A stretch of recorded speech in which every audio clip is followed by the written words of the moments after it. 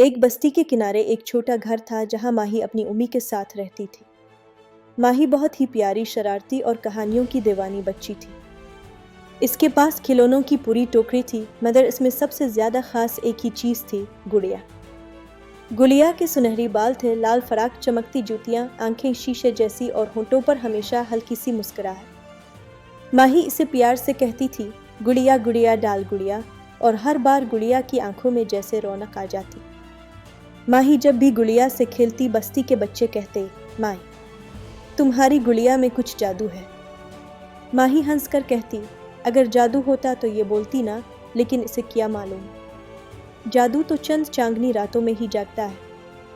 ایک رات ہوا بہت نرم تھی۔ چاند آسمان میں ایسے چمک رہا تھا جیسے چاندی کا پیالہ۔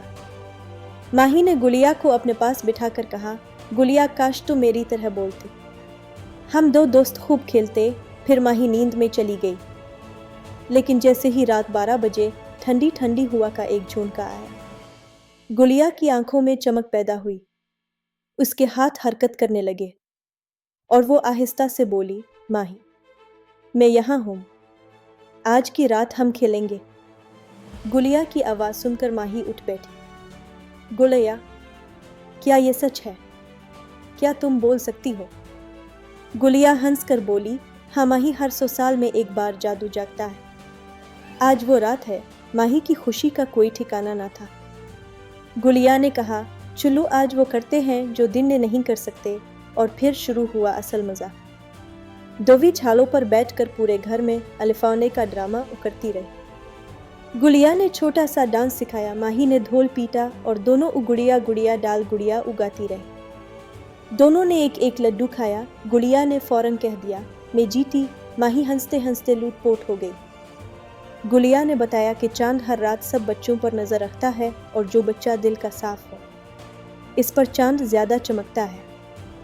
گڑیا نے ہاتھ ہلایا، اچانک کمرے میں چھوٹا سا جادوئی دروازہ کھلا۔ گڑیا بولی، چلو تمہیں اپنے گڑیا نگر لے جاؤں۔ ماہی ڈر بھی رہی تھی، مگر مزہ بہت آ رہا تھا۔ دروازے میں داخل ہوئیں تو سامنے پھولوں کے محل، رنگ برنگی تتھیاں، چھوٹی چھوٹی گڑیاؤں کی بستی، اور ایک نہر جس کا پانی شربت جیسا لگ رہا تھا۔ تمام گڑیائیں خوشی سے بول اٹھیں، ماہی آئی، ماہی آئی۔ ماہی نے گڑیاؤں کے ساتھ اتنی شرارتیں کی کہ دل نہ بھرا۔ صبح کی پہلی کرن جیسے ہی گڑیا نگر پر پڑی، گڑیا نے ماہی سے کہا، ماہی، اب مجھے واپس گڑیا بننا ہوگا، مگر ایک بات یاد رکھنا، دوستی ہمیشہ دل سے ہوتی ہے، آواز سے نہیں۔ ماہی نے گڑیا کو زور سے گلے لگا کر کہا، تم نہ بولو تب بھی تم میری سب سے اچھی دوست ہو۔ چمک، روشنی، ہوا کا جھونکا۔ گڑیا پھر وہی مسکراتی خاموش گڑیا بن گئی۔ ماہی نے اسے اپنے سینے سے لگا کر کہا، گڑیا گڑیا ڈال گڑیا، میری دوست، میری سہیلی، میری دنیا۔ سچی دوستی بول کے نہیں، دل کے احساس سے بنتی ہے، اور محبت ہمیشہ سنائی نہیں دیتی، محسوس ہوتی ہے۔